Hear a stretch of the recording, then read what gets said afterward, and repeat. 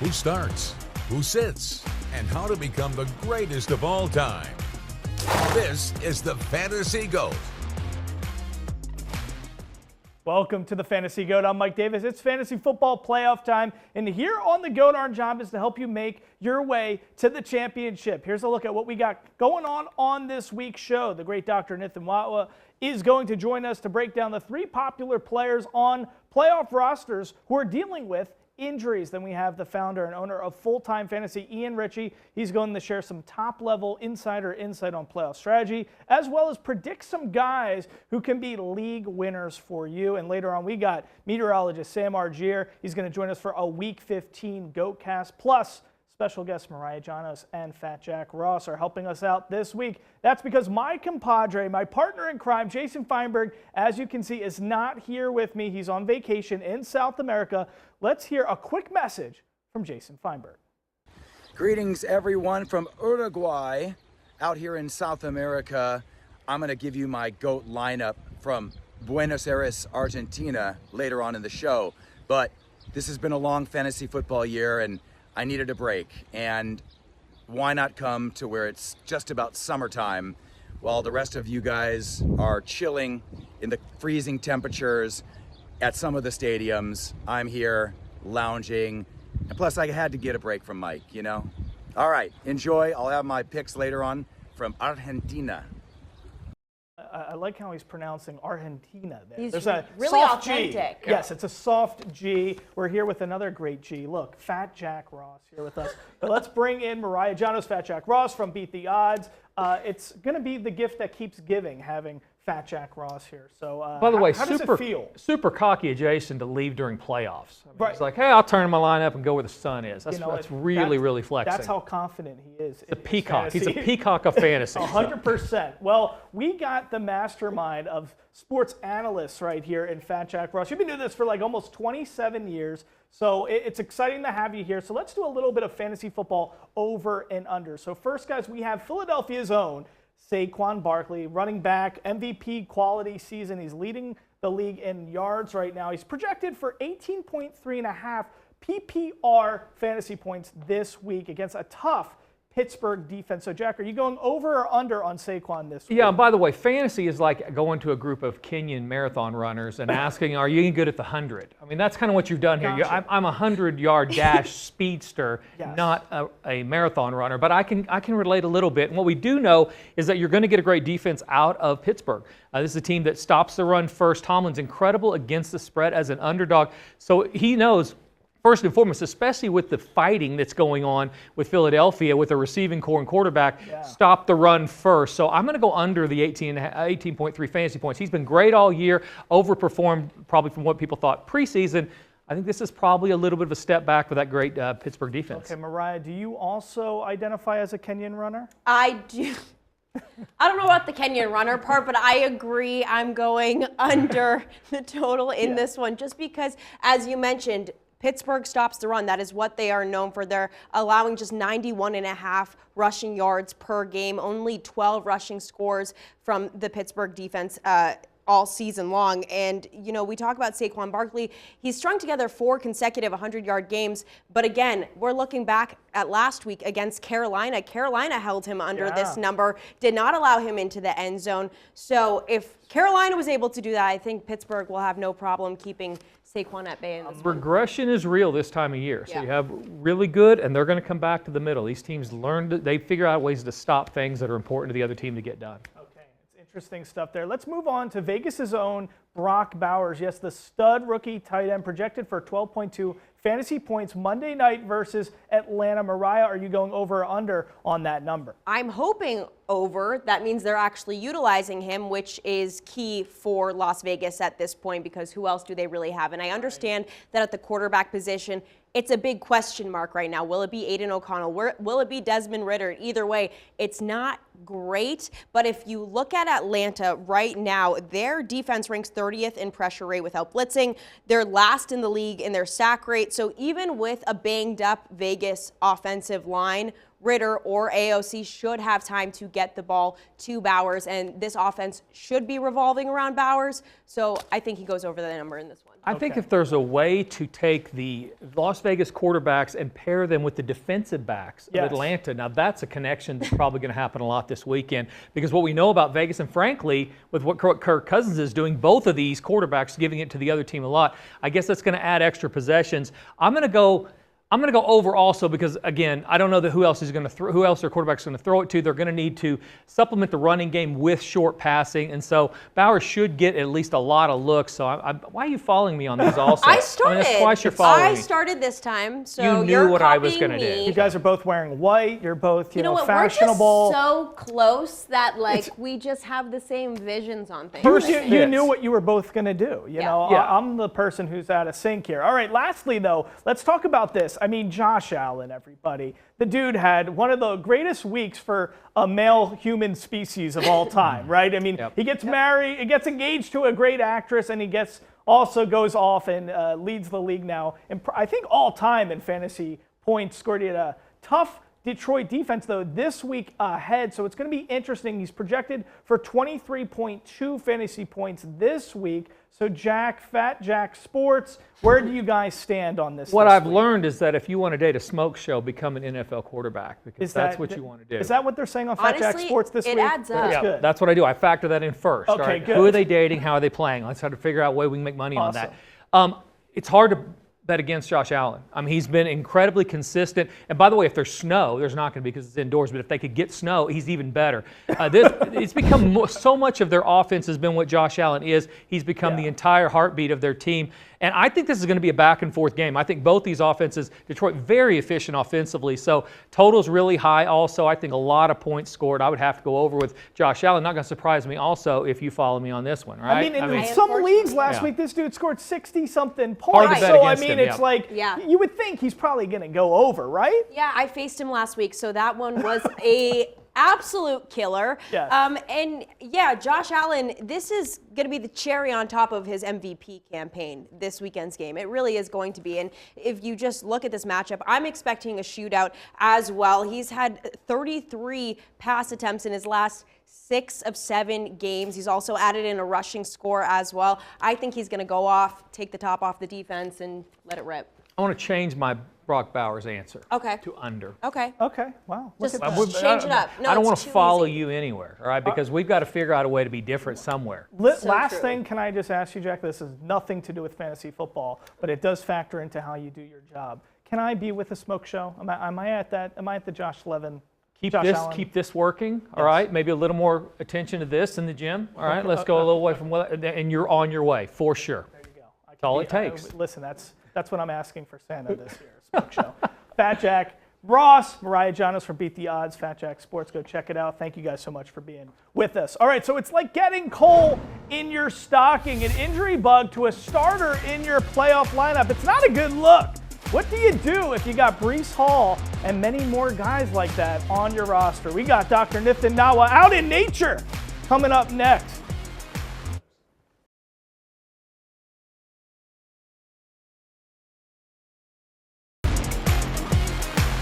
This is the Fantasy GOAT.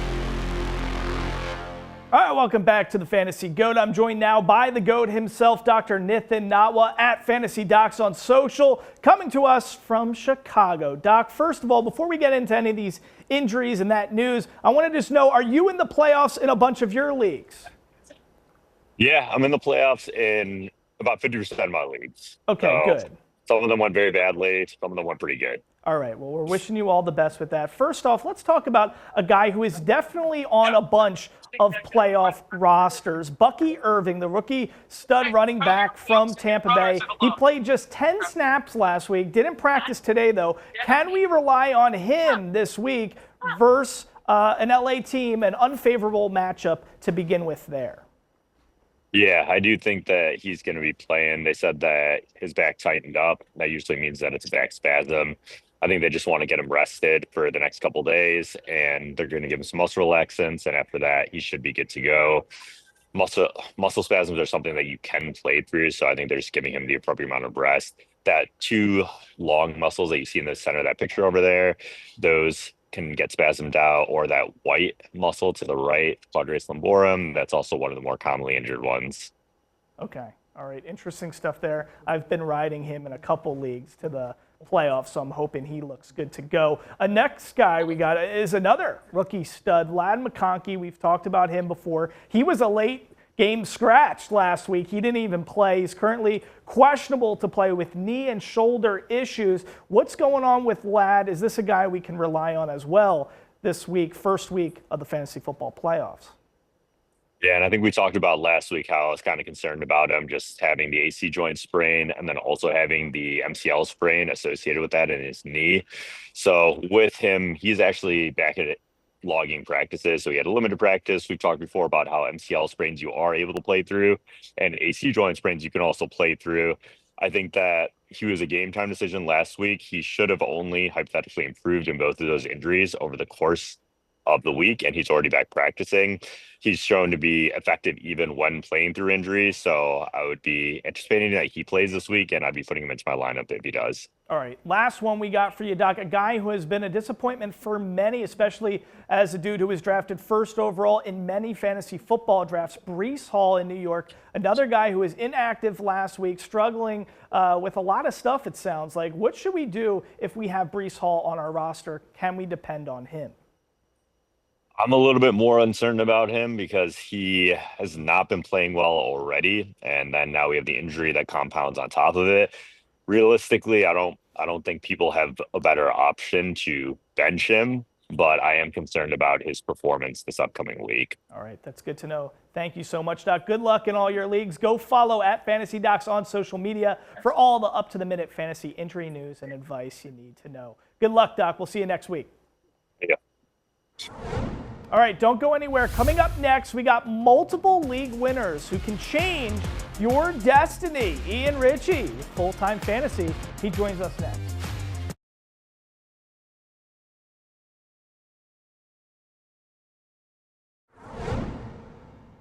Welcome back to the Fantasy GOAT. Ian Ritchie, the owner and founder of Full-Time Fantasy, joins me now. Ian, right off the bat, I want to pick your brain. You've been at this for so many years. What general advice do you have for guys like me when it comes to killing it in the fantasy football playoffs?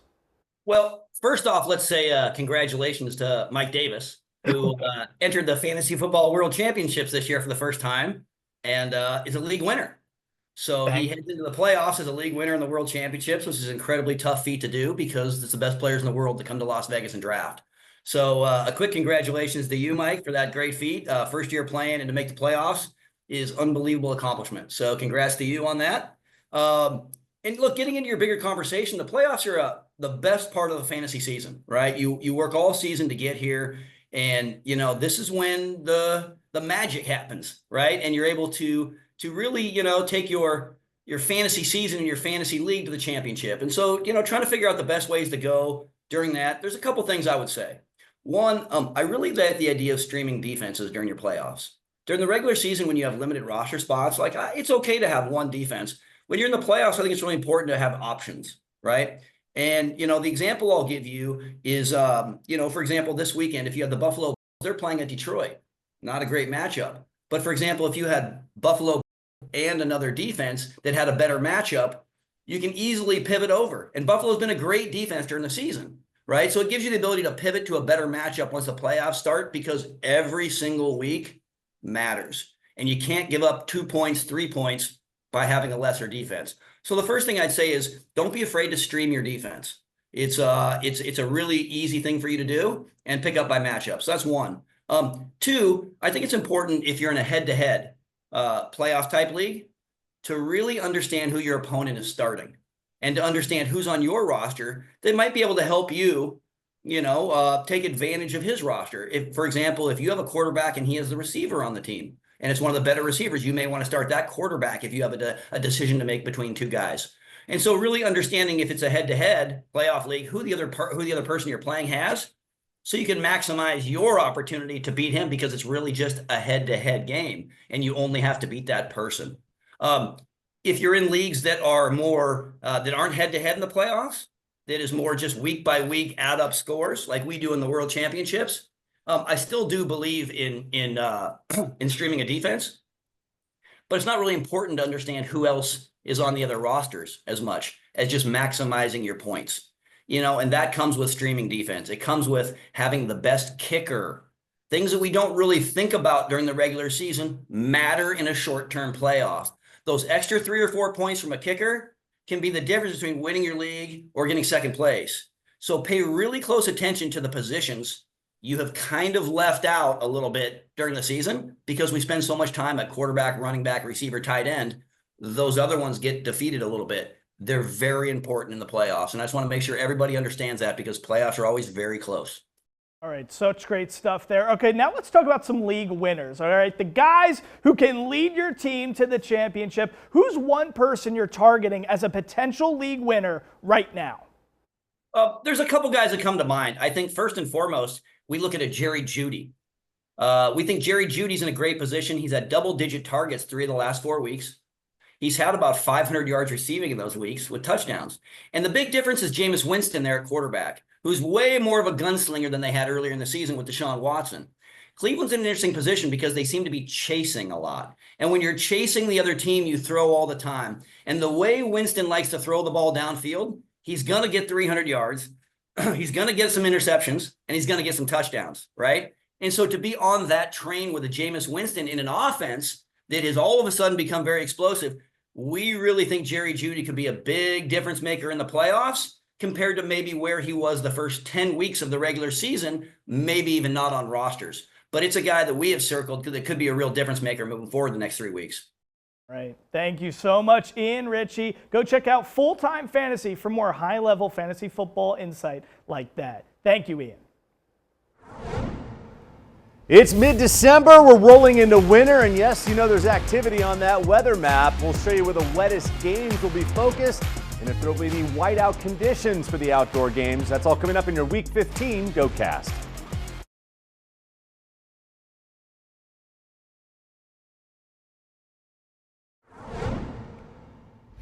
All right, so we got a bit of everything here on the GOAT, from injury news and waiver wire pickups to special fantasy football-driven forecasts. And here to help us out is Chief Meteorologist, as always, Sam Argier. Hey there, Sam. Hey, Mike. Mid-December, the weather's going to get a little active this time of the season. It's Week 15. Here are your Go-Cast weather headlines. Outdoor games staying mainly above freezing, so that means we're not looking at any big snow this weekend for those outdoor games.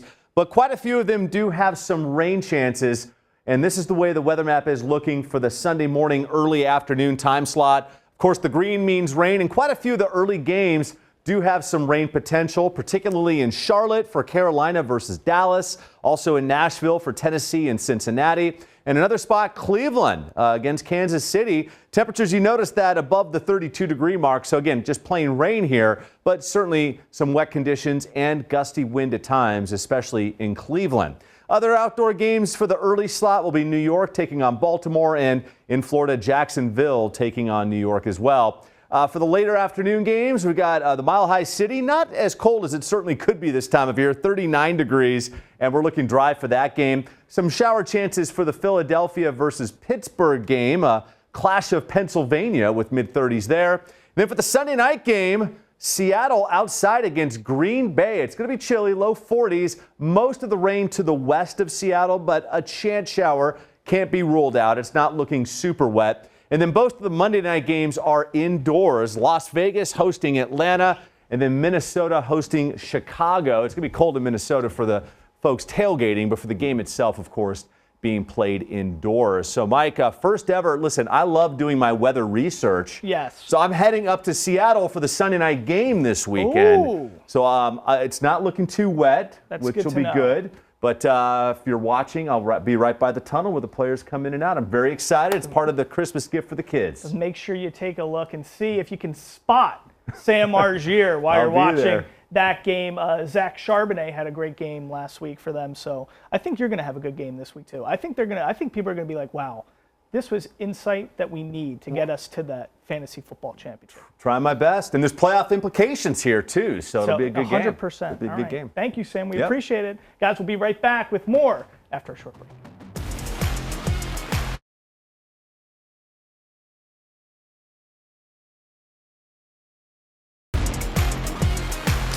This is the Fantasy GOAT. Okay, so I'm on a mission to take down my co-host Jason Feinberg this season on the show. So here's how GOAT lineup works, everybody at home. Each week, Jason and I, we face off head-to-head in standard scoring by selecting one quarterback, one running back, one wide receiver, and lastly, one tight end. Here's the catch, though. We can only use a player one time all year, so there's a little bit of that survivor-style element to this. Currently, I'm leading Jason in our standings in this week-to-week head-to-head matchup. I'm 6-5. Jason is 5-6. So let's go out to Jason Feinberg on vacation in South America to see who he has in his lineup for Week 15. Buenos dias desde Buenos Aires, Argentina. This is the Mecca of football. The only problem is it's the wrong football. We're talking soccer. But in honor of me vacationing in Argentina, I've decided to pay homage to the Argentine soccer players that are playing in America right now. Now, the obvious choice would be Lionel Messi, but I don't like anybody on Miami, and I've used all the guys already that I like. So instead, I'm going with these gentlemen.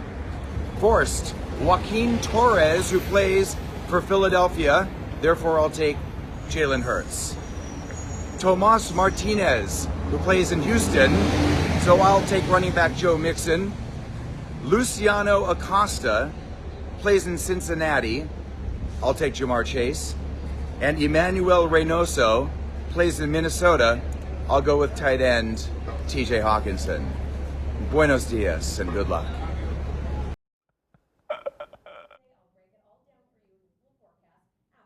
Emmanuel Reynoso is super good, I hear, Jason. So tremendous lineup you have there for us. Be safe in South America, my friend. Here's who I got for Week 15. As we all know, Jason won last year, so I'm really coming for him, and he's got the big guns in his lineup. I'm going to go with Lamar Jackson and Derrick Henry, that 1-2 punch as they play a weak New York team. I'm also going to go with Nico Collins. Haven't used him yet. That's the only guy that's playing well with C.J. Stroud right now. And Jonnu Smith, the tight end in Miami, who's looking super good and a major target there. That's my lineup for Week 15. We're wishing you the best of luck in the fantasy football playoffs. We'll see you next time here on The GOAT.